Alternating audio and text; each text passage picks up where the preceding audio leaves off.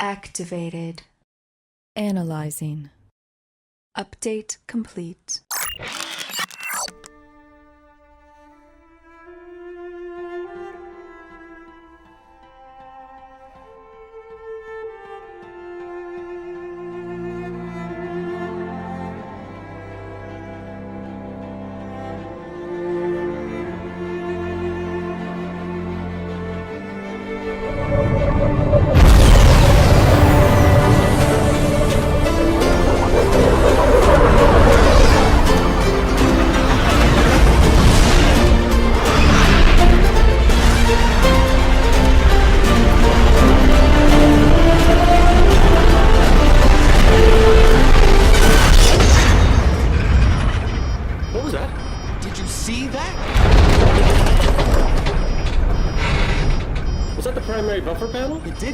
Did the primary buffer panel just fall off my Gorem ship for no apparent? The Firefly series was something that, ironically, took the show being cancelled and moved to DVD for it to become popular. Because of this, what is canon is largely decided by the fan base. Joss Whedon has seemingly become more than happy just to sit back and not really get into the nitty-gritty of the show itself. So some of what I'm about to talk about will be from the show, some will be from published books, and some of it's just speculation.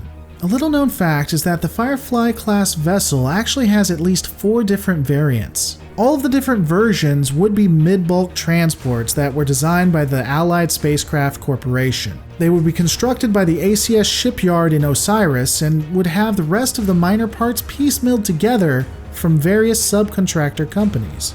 All the ships of the design, with the exception of the Series 4 ship, which we'll discuss a little bit later, would be considered quote-unquote garbage by most standards. And I do believe some would even call the parts crap. Though, the ship would be prized by Outer Rim mechanics and captains alike for its durability and reliability.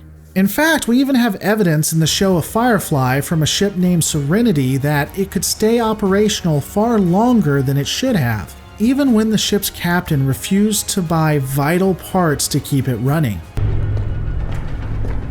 Kaylee, what in the spectre of hell are you playing at?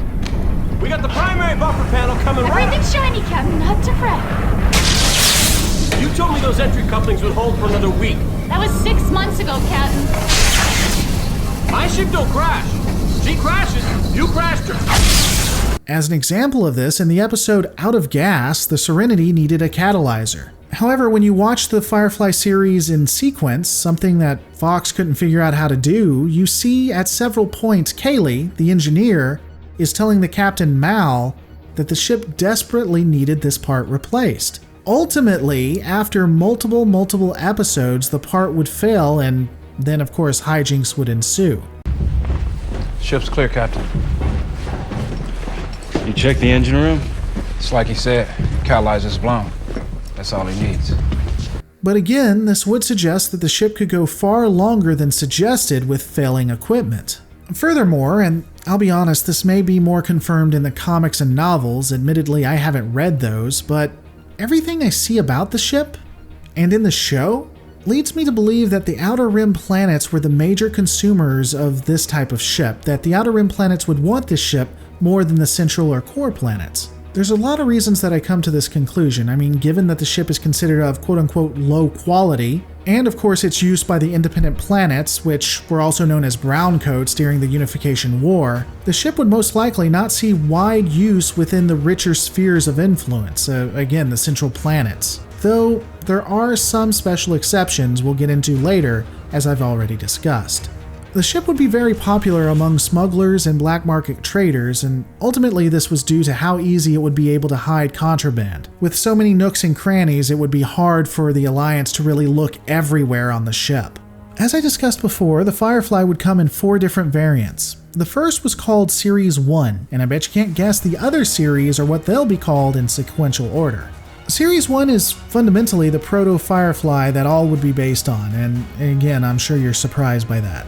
Understandably, this model would be considered the most archaic of the 4 different types. The design was most notable for not having a modular cargo bay area, secondary area, nor any passenger berths. It would still have 2 shuttles though, these known as Beetles, on the dorsal neck, and there would be about 8,000 of them sold over the span of 12 years, if the Firefly Wiki is to be believed.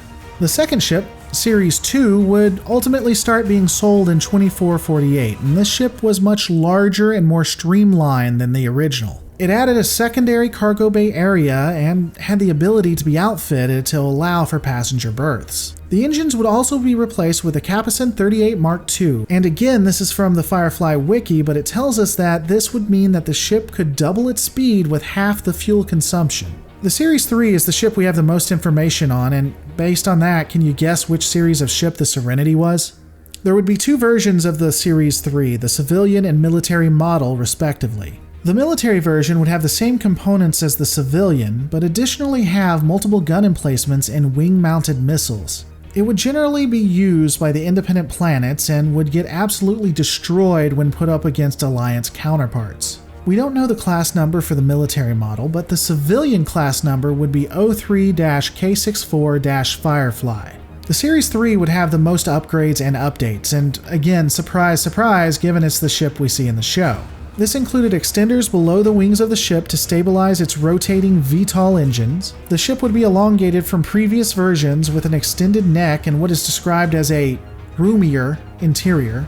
The Vtol engines, which we see in all iterations of the vessels, would normally rotate in tandem to provide vertical and forward thrust. They would have a 270-degree range of motion, and if the safeties were disengaged in the Series 3, they could be independently swiveled to do drastic maneuvers that would generally end up in the ship crashing and the crew dying.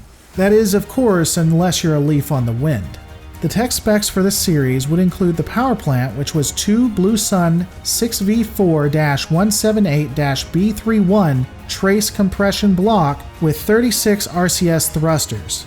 The ship would be 82 meters long and 51 meters wide, having a height of 24 meters with the landing gear extended. The Series 3 weighed 282,500 pounds all by its lonesome, but could sustain a maximum weight of 585,000 pounds. The ship needed a crew of 5, but could hold up to 18 people. The ship had a range of about 400 AUs and would come with 2 Indo/Exo atmospheric shuttles, the Beetles we had mentioned before, and 1 MF-813 Flying Mule, which more hovers than flies when I think about it. Again, per the Firefly Wiki, about 28,000 of the Series 3 would be sold. Now, because the only thing the rich hate more than getting bored of their own stuff is not having what the poor have, there would be a Series 4 model that would be made. The Series 4 would be the more expensive version of all variants and was generally seen within the central planets and among the more wealthy. It was 25% faster and the main hull was significantly wider. It would also have 2 side-by-side main cargo bays in the main section, as well as a large cargo bay which would accommodate more passengers and staterooms if needed. While previous iterations would have land vehicles and spacecraft, the Series 4 would have a dedicated vehicle bay, large cargo elevator, and hydroponics. As stated, the ship was cost prohibitive, but this was mainly due to its upkeep. It would require lucrative jobs within both the central planets and, of course, going from the central planets to the outer rim planets. The Series 4 would have 4 Blue Sun EVT-29-4000-A90 pulse feedback generators and 48 RCS thrusters. Like Type 48 RCS thrusters. I don't think it had 48 thrusters itself. The ship, by itself, would weigh 350,000 pounds with a maximum hold of about 865,000. It would have 15 crew but could hold up to 36 people with 6 staterooms and 12 passenger berths. Along with what previous iterations had, the vessel would also have 10 emergency life pods and 2 MF-950 Flying Mules, with extended cabs, so that's just ultra fancy.